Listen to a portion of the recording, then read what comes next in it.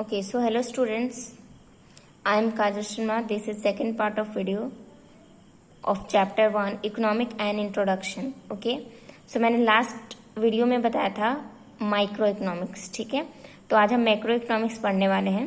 ठीक है, इसको मीनिंग एंड डेफिनेशन जान लो कि माइक्रो इकोनॉमिक्स क्या होती है. ठीक है, सो अकॉर्डिंग टू प्रोफेसर नीज, ठीक है, micro economics studies various problem related to whole economy, national income, whole national production, ठीक है, consumption, savings and distribution etcetera.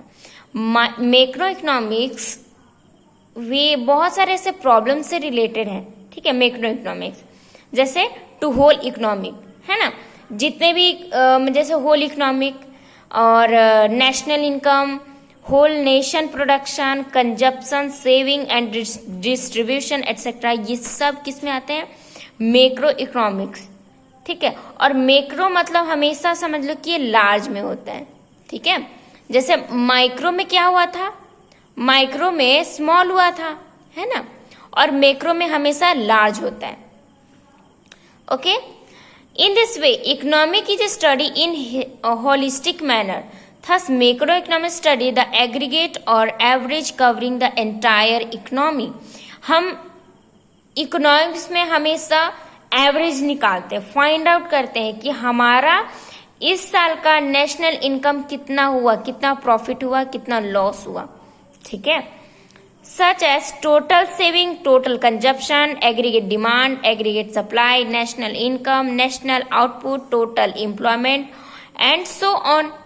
ठीक है, मैक्रो इकोनॉमिक्स में हमेशा मेथड्स की यूज होते हैं और उस मेथड्स के अकॉर्डिंग हम जानते हैं कि इस साल का डिमांड कैसा है, सप्लाई क्या हुआ, कितना हुआ, है ना, इस साल का नेशनल इनकम कैसे हुआ, कैसे हम निकालेंगे, सच एज टोटल सेविंग्स, है ना, टोटल कंजप्शन, इस बार हम लोग कितना बचाएं, कितना हमें कितना इस साल मांग हुआ, किस चीज प्रोडक्ट का ज्यादा मांग हुआ, किस प्रोडक्ट का ज्यादा सप्लाई हुआ यानी सेल हुआ, इस साल का नेशनल इनकम कितना है, कितना बचा, कितना हुआ एंड सो ऑन. ये सब बहुत सारे ऐसे आते हैं जो मैक्रो इकोनॉमिक्स में आते हैं. ठीक है, तो डेफिनेशन देखो, definition of macro economics according to Boulding, macro economics deals not with individual quantities as such. ठीक है, मैक्रो इकोनॉमिक्स कभी भी वो इंडिविजुअल वर्क नहीं करता.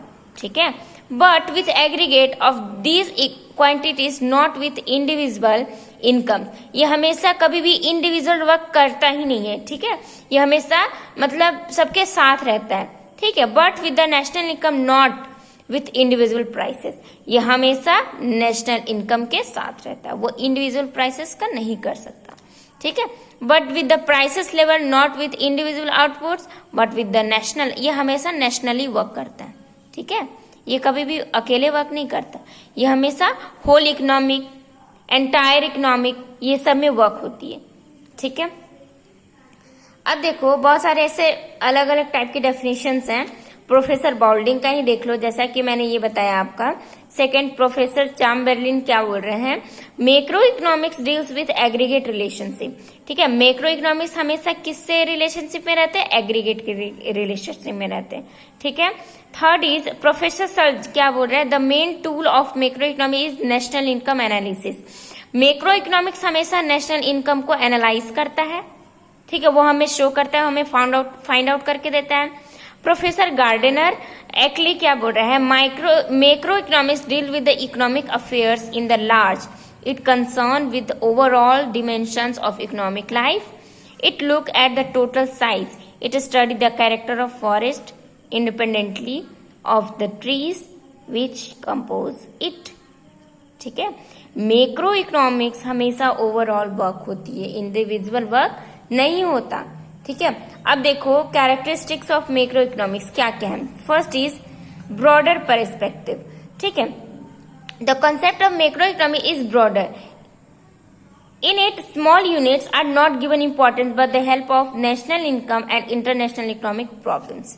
ठीक है, ये मैक्रो इकोनॉमिक स्मॉल में वर्क करता ही नहीं है. ठीक है, ये हमेशा नेशनल और इंटरनेशनली वर्क करता है, जो भी प्रॉब्लम्स इसके रहते हैं वो सब सॉर्ट आउट करता है. Broad analysis in macroeconomics. Broad analysis is given importance. Example under the subject matter of macroeconomics. We study the monetary and fiscal policies of the government. It study the general problem of national level like the effect on monetary policy, fiscal policy, general price level, general employment etc. ये सब में काम करता है macro economics. ठीक है. Third is importance to dynamic economic.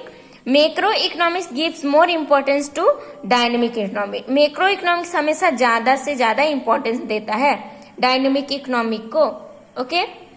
Fifth is mutual interdependence. क्या बोल रहे in micro analysis the effect of various in individual unit does not fall on the world.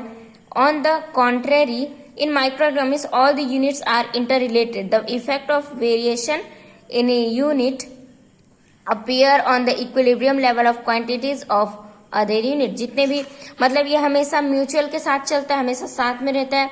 To assume micro units as variable units. Micro units in macroeconomics are assumed to be variable. In other words, total production, total consumption, total saving, total exchange, general price level etc. of the country are not supposed to be stable but variable. ठीक है, ये सब stable नहीं रहता, लेकिन ये क्या रहता है, वेरिएबल रहता है. मैक्रो इकोनॉमिक्स हमेशा लार्ज क्वांटिटी में ही वर्क करता है. ओके.